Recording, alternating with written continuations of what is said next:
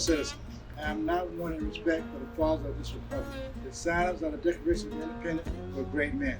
They were great men too, great enough to give frame to a great age. It does not ought to happen to a nation to raise at one time such a number of truly great men. The point from which I am compelled to view them is not, certainly, the most favorable, and yet I cannot contemplate their great deeds with less than admiration. They were statesmen, patriots, and heroes for the good they did and the principle they continued for. I will unite with you to honor their memory. Fellow citizens, pardon me. Allow me to ask, why am I called upon to speak here today?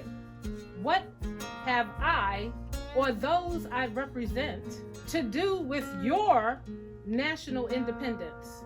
Are the great principles of political freedom and of natural justice embodied in that Declaration of Independence extended to us?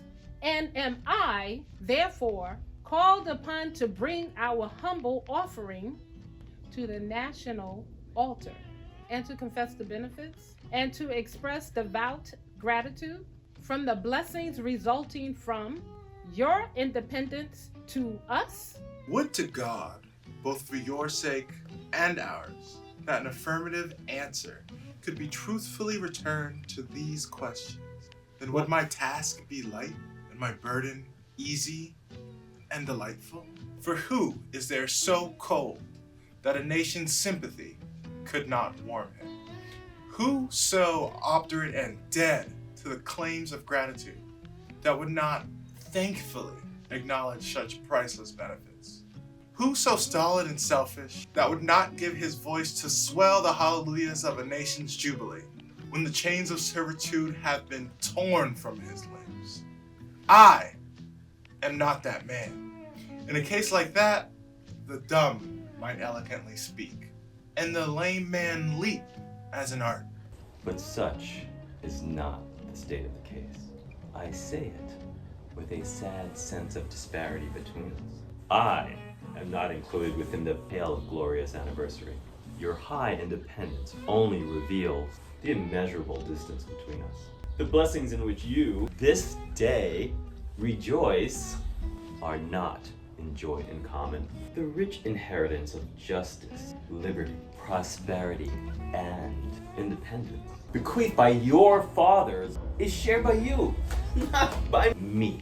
The sunlight that brought light and healing to you has brought stripes and death to me. This 4th of July is yours, not mine. You may rejoice. I must mourn. To drag a man in fetters into the grand illuminated temple of liberty and call upon him to join in your joyous anthems, where inhumane mockery and sacrilegious irony? Do you mean, citizens, to mock me by asking me to speak today? If so, there is a parallel to your conduct. And let me warn you that it is dangerous to copy the example of a nation whose crimes, towering up to heaven, were thrown down by the breath of the Almighty. Bury that nation in irrevocable ruin. I can today take up the plaintive lament of a peeled and woe-smitten people. By the rivers of Babylon, there we sat down. Yea, we wept when we remembered Zion. We hanged our harps upon the willows of the midst thereof. For there they that carried us away captive required of us a song, and they who wasted us required of us mirth, saying, Sing us one of those songs of Zion. How could we sing the Lord's song in a strange land? If I forget thee, O Jerusalem, let my right hand forget her cunning. If I do not remember thee, let my tongue cleave to the roof of my mouth. Fellow citizens, above your national tumultuous joy, I hear the mournful wail of millions, whose chains heavy and grievous yesterday are today rendered more intolerable by the Jubilee shouts that reach them. If I do forget, if I do not faithfully remember those bleeding children of sorrow this day, may my right hand forget her cunning, and may my tongue cleave to the roof of my mouth, to forget them, to pass lightly over their wrongs, and to chime in with the popular theme would be treason, most scandalous and shocking, and would make me a reproach before God and the world. My subject then, fellow citizens, is American slavery. I shall see this day and its popular characteristics from the slave's point of view, standing there with the American bondman making his wrongs mine. I do not hesitate to declare with all my soul that the character and the conduct of this nation has never looked blacker to me than on this 4th of July. Whether we turn to the declarations of the past or the professions of the present, the conduct of the nation seems equally hideous and revolting. America is false to the past, false to the present, and solemnly binds herself to be false to the future, standing with God and the crushed and bleeding slave on this occasion. I will, in the name of humanity, which is outraged, in the name of liberty, which is fettered, in the name of the Constitution and the Bible, which are disregarded and trampled upon, dare to call into question and to denounce, with all the emphasis I can command, everything that serves to perpetuate slavery, the great sin and shame of America. I will not equivocate, I will not excuse. I will use the severest language I can command, and yet not one word shall escape me that any man whose judgment is not blinded by prejudice, or who is not at heart a slave owner, shall not confess to be right and just. But I fancy, I hear some of my audience say, it is just in this circumstance that you and your brother abolitionist failed to make a favorable impression on the public mind. Would you argue more and denounce less? Would you persuade more and rebuke less? Your cause would be much more likely to succeed. But I submit, where all is plain, there's nothing to be argued. What point in the anti-slavery creed would you have me argue? On what branch of the subject do the people of this country need light? Must I undertake to prove that the slave is a man? That point is conceded already. Nobody doubts it. The slaveholders themselves acknowledge it in the enactment of laws for their government. They acknowledge it when they punish disobedience on the part of the slave. There are 72 crimes in the state of Virginia which, if committed by a black man, no matter how ignorant he be, subject him to the punishment of death, while only 2 of the same crimes will subject a white man to the like punishment. What is this but acknowledgement that the slave, a moral, intellectual, and responsible being? The manhood of the slave is conceded. It is admitted in the fact that Southern statute books are covered with enactments forbidding, under severe fines and penalties, the teaching of the slave to read or to write. When you can point to any such laws in reference to the beast of the field, then I may consent to argue the manhood of the slave. When the dogs in your streets, when the fowls in the air, when the cattle on your hills, when the fish of the sea and reptiles that crawl shall be unable to distinguish the slave from the brute, then will I argue with you that the slave is a man. For the present, it is enough to affirm the equal manhood of the Negro race.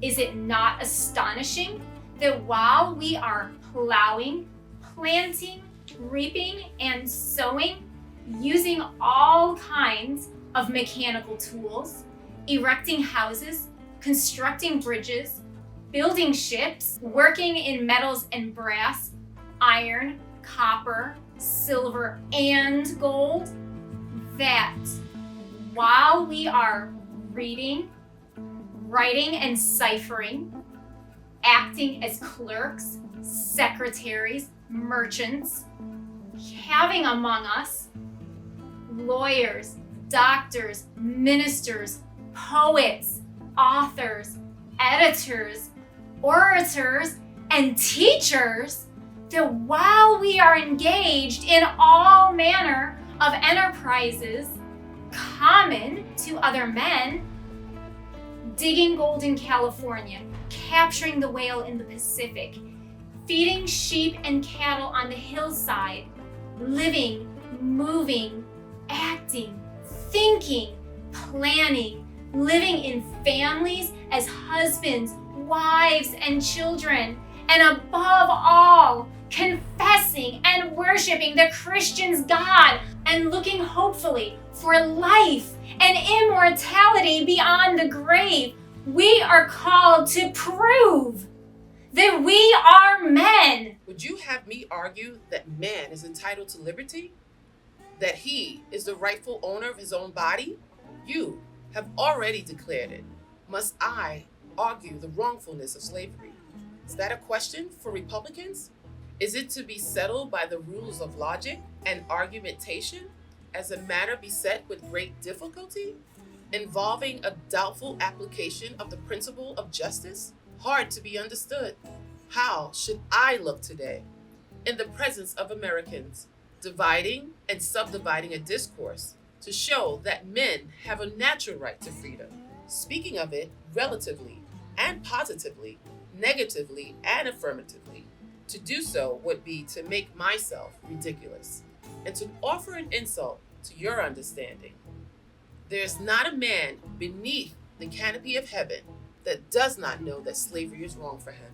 What am I to argue that it is wrong to make men brutes, to rob them of their liberty, to work them without wages, to keep them ignorant of their relations to their fellow men, to beat them with sticks, to flay their flesh with the lash, to load their limbs with irons, to hunt them with dogs, to sell them at auction, to sunder their families, to knock out their teeth and burn their flesh, to starve them into obedience and submission to their masters.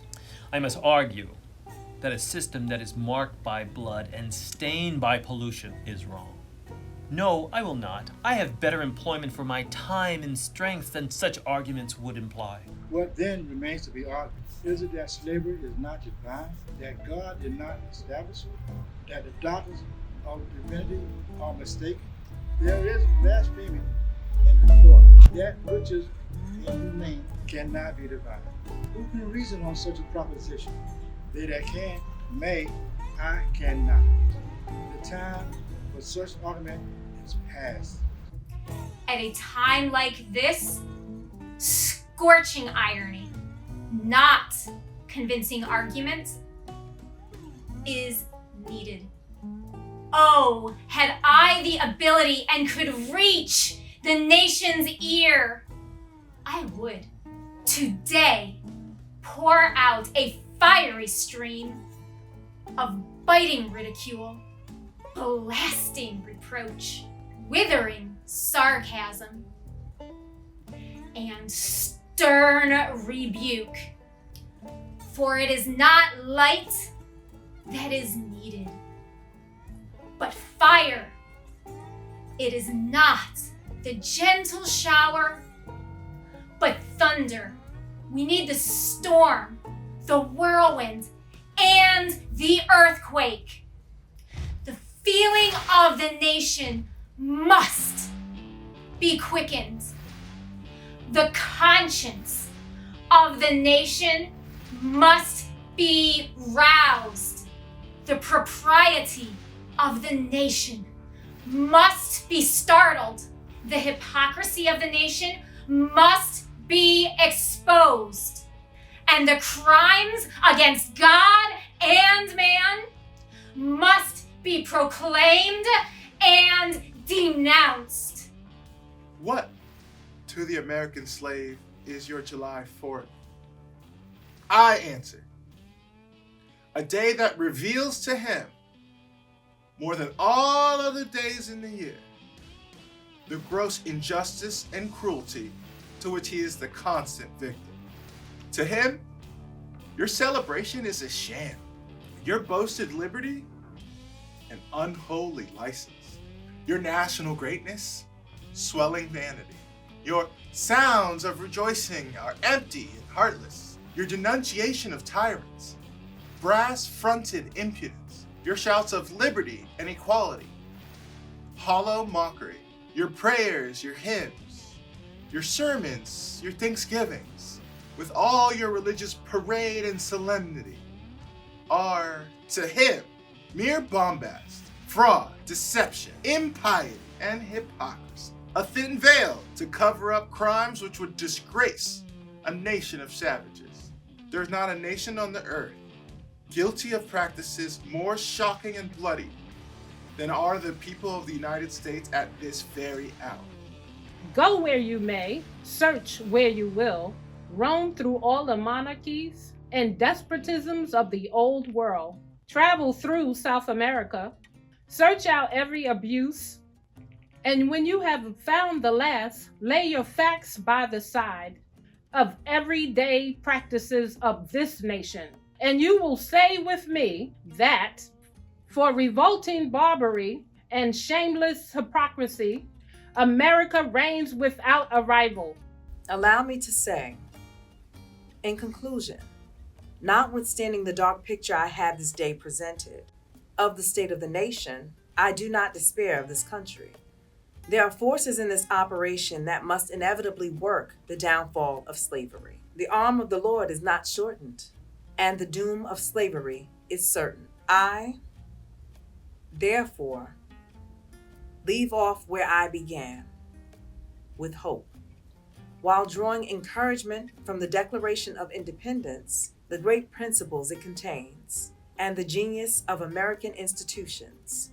My spirit is also cheered by the obvious tendencies of the age. Nations do not now stand in the same relation to each other that they did ages ago. No nation can now shut itself up from the surrounding world and trot round in the same old path of its fathers without interference. The time was when such could be done. Long established customs of hurtful character could formally fence themselves in and do their evil work with social impunity. Knowledge was then confined and enjoyed by the privileged few, and the multitude walked out in mental darkness. But a change has now come over the affairs of mankind. Walled cities and empires have now become unfashionable. The arm of commerce has borne away the gates of the strong city. Intelligence is penetrating the darkest corners of the globe. It makes its pathway over and under the sea, as well as on the earth. Wind, steam, and lightning are its chartered agents. Oceans no longer divide, but link nations together. From Boston to London is now a holiday excursion. Space is comparatively annihilated. Thoughts expressed on one side of the Atlantic are distinctly heard on the other. The far-off and fabulous Pacific rolls in grandeur at our feet. The celestial empire, the mystery of ages, is almost solved. The fiat of the Almighty, "Let there be light," has not yet spent its force. No abuse, no outrage, whether in taste, sport, or avarice, can now hide itself from the all-pervading light. The iron shoe and crippled foot of China must be seen in contrast with nature. Africa must rise and put on her yet unwoven garment. Ethiopia shall stretch out her hand unto wood. In the fervent aspirations of William Lloyd Garrison, I say, and let every heart join in saying it, Godspeed the year of Jubilee. The wide world over, when from their galling chains set free, the oppressed shall vilely bend the knee, and wear the yoke of tyranny like brutes no more. That year will come, and freedom reign to man his plundered rights again. Restored. Godspeed the day that human blood shall cease to flow. In every clime be understood the claims of human brotherhood, and each return for evil good, not blow for blow. That day will come, all feuds to end, and change into a faithful friend each foe. God speed the hour, the glorious hour, when none on earth shall exercise the lordly power, nor in a tyrant's presence cower, but to all manhood's stature tower. By equal birth, that hour shall come to each, to all, and from his prison house to thrall go forward. Until that year, day, hour arrive, with head and heart in hand I'll strive to break the rod and render the guide, the spoiler of his prey deprive. So witness heaven, and never from my chosen post, whatever the peril or cost, be driven. Until that year, day, hour arrive, with head and heart in hand I'll strive to break the rod and rend the guide, the spoiler of his prey deprive. So witness heaven, and never from my chosen post, whatever the peril or the cost, be driven.